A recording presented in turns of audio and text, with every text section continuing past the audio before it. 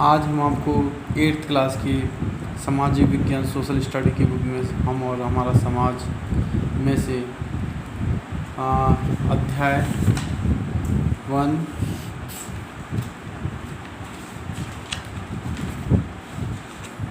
की हेडिंग औद्योगिक क्रांति पढ़ाएंगे।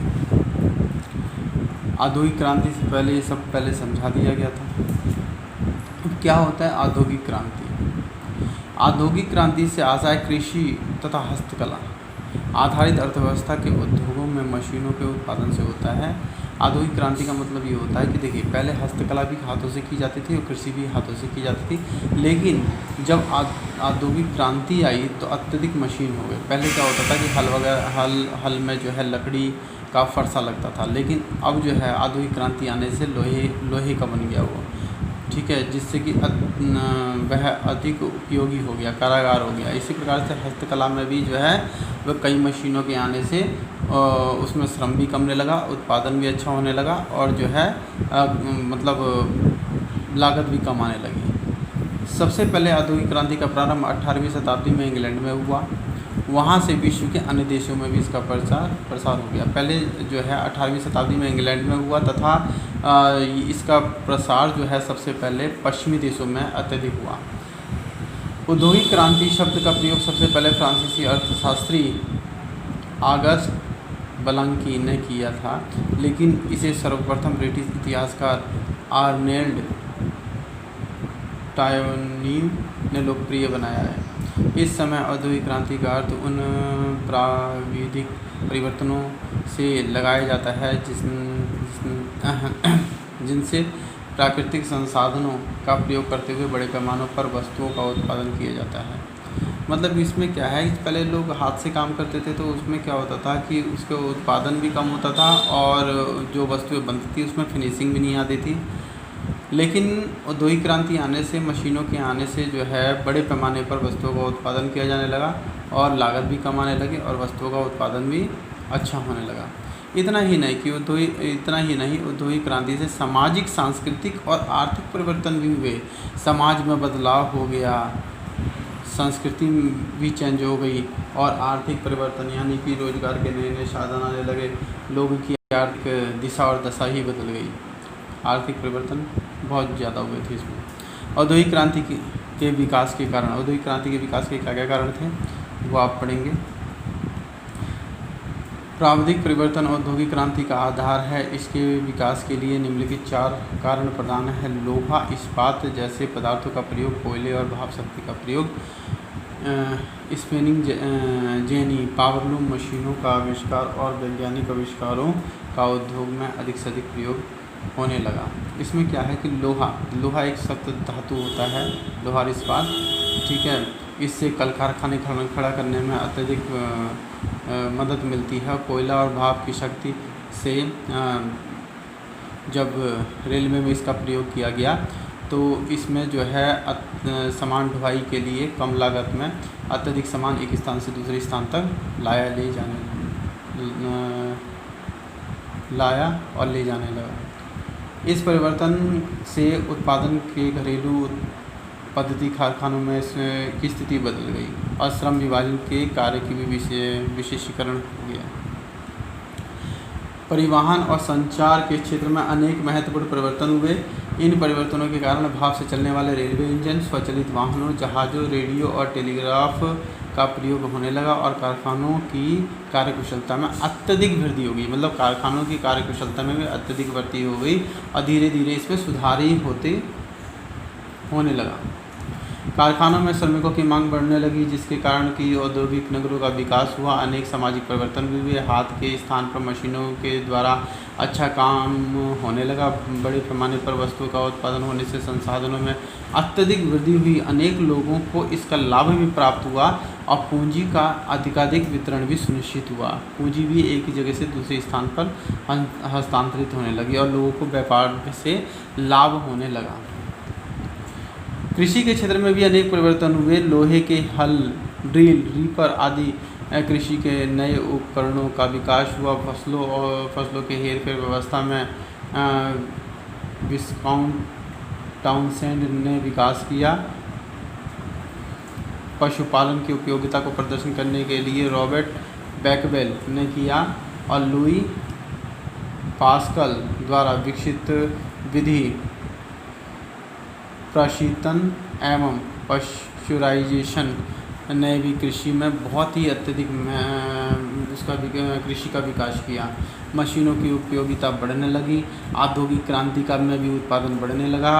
ठीक है, भूमि के लिए नए बीज, उर्वरक, खाद, अच्छी टेक्नोलॉजी वाली मशीनें, हल का भी प्रयोग ना हो करके ट्रैक्टर द्वारा खेतों की जुताई करके जो है कृषि में अत्यधिक उत्पादन को बढ़ाया गया, जो किसानों के लिए एक लाभदायक सिद्ध हुआ तथा कृषि में फसलों में अत्यधिक जो है वो बढ़ोतरी हुई। अब इसमें है आपका औद्योगिक क्रांति का प्रसार। ब्रिटेन से शुरू हुई औद्योगिक क्रांति स्ने मतलब धीरे धीरे यूरोप, अमेरिका, जापान में फैल गई। ब्रिटेन औद्योगिक क्रांति के विकास के लिए सर्वाधिक उपयुक्त था। जो ब्रिटेन जो है वो औद्योगिक क्रांति के लिए बहुत ही ज़्यादा उपयुक्त था। वहाँ संसाधनों व सामाजिक आवश्यकताएं थी। तीव्र गति से होने वाले परिवर्तनों की प्रक्रियाओं की व्यवस्थित करने के लिए भी उसमें व्यवस्था थी। कोयले और लोहे से प्राप्त भंडारण तथा पूंजी भी ब्रिटेन में बहुतायत थी। मतलब लोहे का भंडारण करने के लिए, पूंजी लगाने के लिए ब्रिटेन की व्यवस्था थी, जो अंतर्राष्ट्रीय बाजार द्वारा उसे आर्थिक लाभ के रूप में प्राप्त होती थी। बढ़ई जो लकड़ी का काम करते हैं, जुलाई जो बुनाई का काम करते हैं, कारीगरों की भी उसके पास कमी नहीं थी, यानी कि मजदूरों की कमी नहीं थी। इसके कारण ब्रिटेन के पास उत्पादित वस्तुओं को बेचने के लिए बाजार भी उपलब्ध था। ब्रिटेन के वस्त्र उद्योग के लिए आवश्यक कपास उसे भारत में प्राप्त हो जाती थी, क्योंकि देखिए उस समय क्या हुआ था कि भारत जो वो ब्रिटेन का उपनिवेश था, यानी कि गुलाम था। उस समय जो है उसको रॉ मटेरियल जो कपास था वो भारत से प्राप्त हो जाता था, इसलिए उसे वस्त्र उद्योगों के लिए कच्चा माल के लिए कहीं और तलाशना नहीं पड़ता था।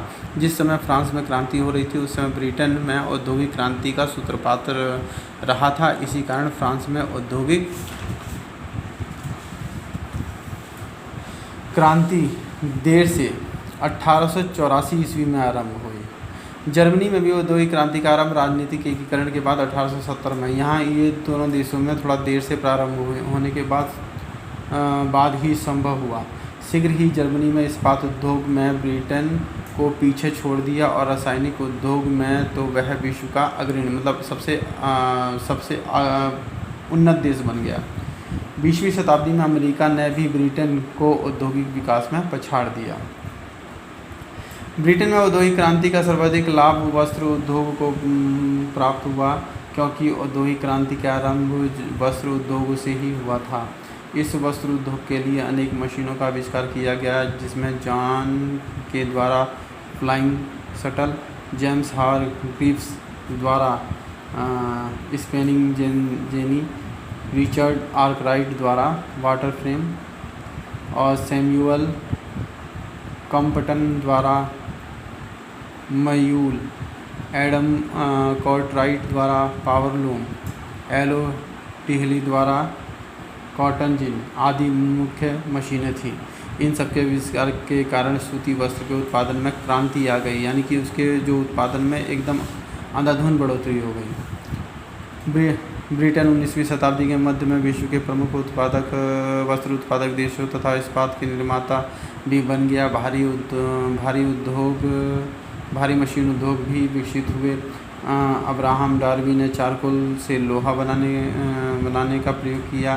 जॉन स्टींटन ने 1760 ईस्वी में, हेनरी कोट ने 1784 ईस्वी में, जेम्स वयूमोड नील्सन ने 1828 ईस्वी में और हेनरी बेसिमर ने 1856 ईस्वी में लोहे से इस्पात बनाने में लगातार सुधार किए। तत्पश्चात खुली भट्टी विधि का विकास हुआ, जिसमें इस्पात उद्योग को का बहुत विकास हुआ। खुली भट्टी में इस से जो है ना इस्पात उद्योग का बहुत ही ज़्यादा विकास हुआ।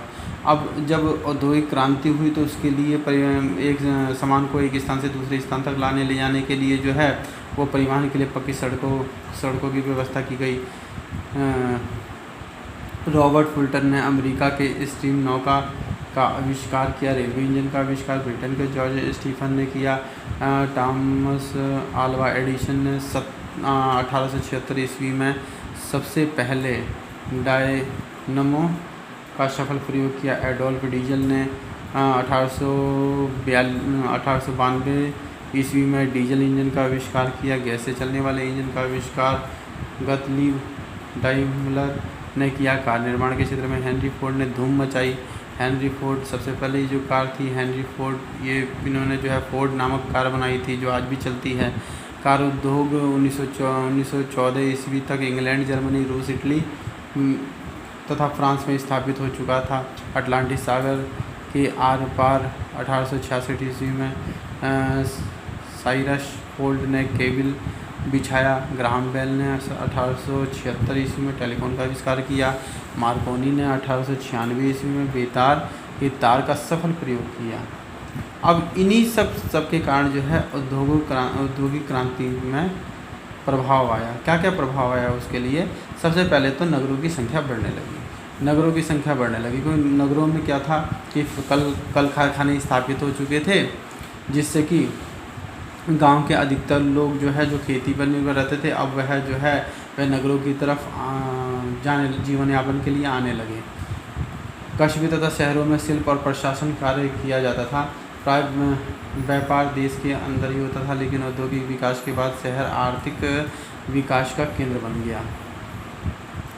अब शहरों जो गांव के लोग थे वे शहरों की तरफ आने लगे।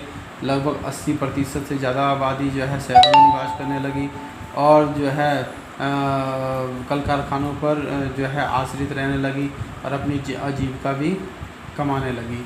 इसलिए नगरों में आबादी जो है वो अत्यधिक बढ़ने के कारण अत्यधिक मकान, स्वास्थ्य, सफाई आदि की समस्या भी उत्पन्न होने लगी। गंदी बस्तियां की संख्या बहुत बढ़ गई। शहरों के पर्यावरण धूल और धुएं से अत्यधिक प्रदूषित होने लगा। औद्योगिकरण और नगरीय दुष्प्रभाव समाज में आपसी संबंधों का बिगड़ना और नैतिक मूल्यों के पतन के रूप में भी होने लगा। पूंजीवाद का क्या प्रारंभ हुआ? औद्योगिक क्रांति के पश्चात औद्योगिक पूंजीवाद का प्रारंभ हुआ। यह एक ऐसी अर्थव्यवस्था है जिसमें पूंजी अर्थात उत्पादन के सभी साधनों का संकेंद्रण कुछ ही लोगों जो कारखाने के मालिक होते थे उनके हाथ में हो गया। जो कारखाने के मालिक होते थे उनको अत्यधिक मुनाफा होता था और वह मजदूरों का शोषण करते थे, जिस कारण समाज में अनेक आर्थिक असमानताएं भी उत्पन्न हो गई और मजदूरों और छोटे तबके के जो लोग थे उनका जीवन जो है वो शोचनीय हो गया। आर्थिक असमानता से वर्ग संघर्ष को जन्म हुआ और विश्व के अनेक देशों में इस प्रकार का वर्ग संघर्ष देखने को मिलता रहा। नवीन राजनीतिक विचारों का उदय, इसमें जो है Karl Marx, Robert Owen, Saint Simon ने राजनीतिक चिंतन में समाजवाद एवं साम्यवाद के सिद्धांतों को जन्म दिया। उनका दृढ़ मत था, उनका जो कठोर मत यह था कि जीवन में बुनियादी सुधार करने के लिए समाज का पुनर्रचना एवं पुनर्संगठन अति आवश्यक है। ये नेताओं का अपने अपने विचार थे। चौथा था साम्राज्यवाद का प्रसार। इसमें क्या हुआ था? देखो जब औद्योगिक क्रांति का जन्म हुआ तो साम्राज्यवाद का विस्तार हो गया। जो शक्तिशाली देश थे, पश्चिमी देश थे, इंग्लैंड, पुर्तगाल, हॉलैंड, डेनमार्क, फ्रांस आदि देशों के नाविक व्यापारी 15वीं शताब्दी से ही एशियाई देशों में वस्त्र, मसाले, चाय, चीनी इत्यादि वस्तुओं का व्यापार करते थे। जब औद्योगिक क्रांति हुई पूरे यूरोप देश में हुई तो वहाँ बड़ी मात्रा में कल कारखाने स्थापित हो गए। अब कल कारखानों के लिए जो है कच्चे माल की आवश्यकता हुई। उन्होंने जो है कल कारखाने के लिए जब कच्चे माल की आवश्यकता हुई तो रॉ मटेरियल की आवश्यकता हुई। उन्होंने जो है अपना साम्राज्य जो है वो पूर्वी देशों और अफ्रीका में फैलाने लगे और वहाँ पे उपनिवेश बनाने लगे। इस कारण से उन्होंने जो है साम्राज्य का प्रसार किया और आपस में जो है उन्होंने उपनिवेश भी तैयार करने लगे। उपनिवेश मतलब गुलाम देश होता है, गुलाम देश में बहुत कम पूंजी में अत्यधिक जो है कच्चा माल रॉ मटेरियल वहाँ से प्राप्त करके अपने देश ला करके उसको जो है कल कारखानों की मदद से जो है तैयार माल को उसी देश में उनके बाज़ार में बेच देते थे, जिससे कि अत्यधिक मुनाफा होता था।